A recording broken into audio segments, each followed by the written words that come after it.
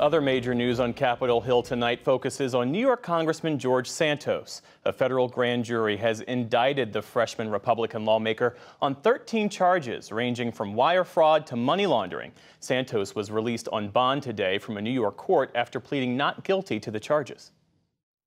I'm going to fight my battle. I'm going to deliver.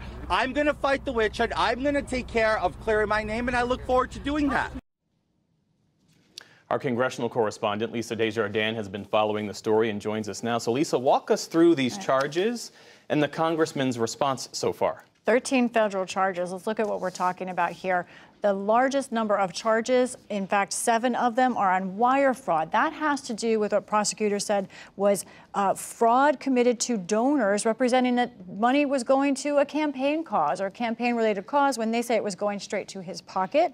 3 counts on money laundering, 2 counts of making false statements to the House of Representatives. That has to do with his income and how he reported that, they say falsely. And 1 count, theft of public funds. I want to talk about that one. This is something we haven't talked about with George Santos before. Let's look at the indictment and what they're talking about there with theft of public funds. Here's some of the language there. For the period of on or about March 2020 and April 2021, through that time period, based on false application and false weekly certifications, the defendant received approximately, Jeff, $24,744 in unemployment insurance benefits. What the claim is here by prosecutors is that George Santos, while he was running for Congress, and they say while he was employed by a financial firm, applied and received unemployment benefits through the COVID relief programs. Now, he said today that there's a misunderstanding here and that he's going to defend himself. As you heard, he calls this a witch hunt.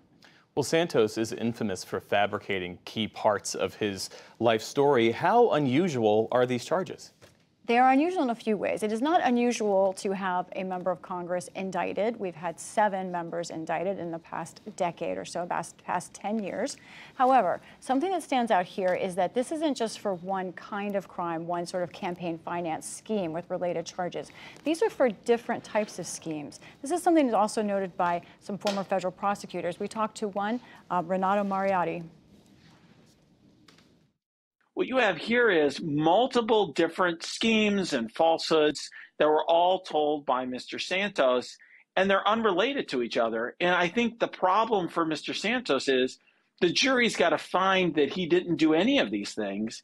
And I think there's an additive effect. While the jury is going to consider each count individually, at the end of the day, this all comes down to his credibility.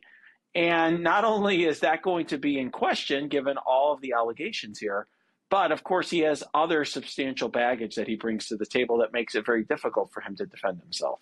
Now, at the same time, as you know, Jeff, there is also an ethics investigation underway in the House. We don't know if we're going to hear much more about that. But this also tests sort of a new doctrine in political theory, the Trump doctrine, which is just deny, even if you have a history of falsehoods, combat, and see what happens in court. We saw one example of what happened to Mr. Trump earlier this week, and we'll see what happens with Mr. Santos going forward. So Santos has already relinquished his committee assignments, right?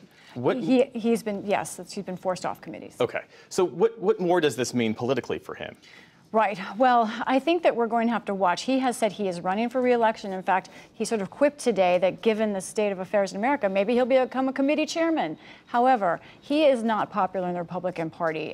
No one was defending him today at the Capitol, and some, including fellow New York Representative Mark Molinaro, who represents the Finger Lakes, told our Sahar Khan he cannot wait for this man to be out of Congress and out of elected office. Now, it takes 2/3 of the House of Representatives to expel a member. We don't think there's anywhere near that. There may be pressure for him to resign if he's convicted, but right now it looks like he is going to ride this out, and Speaker McCarthy is saying he will let him stay in office. He's not going to push for him to be pushed out unless he's convicted. Because McCarthy needs his vote. That is a very important point, yes. He has just a 4-vote margin there in the House, and George Santos was a key vote on that debt package that we're talking about so much this week. All right, Lisa Desjardins, following it all, as always. Good to see you. Good to see you.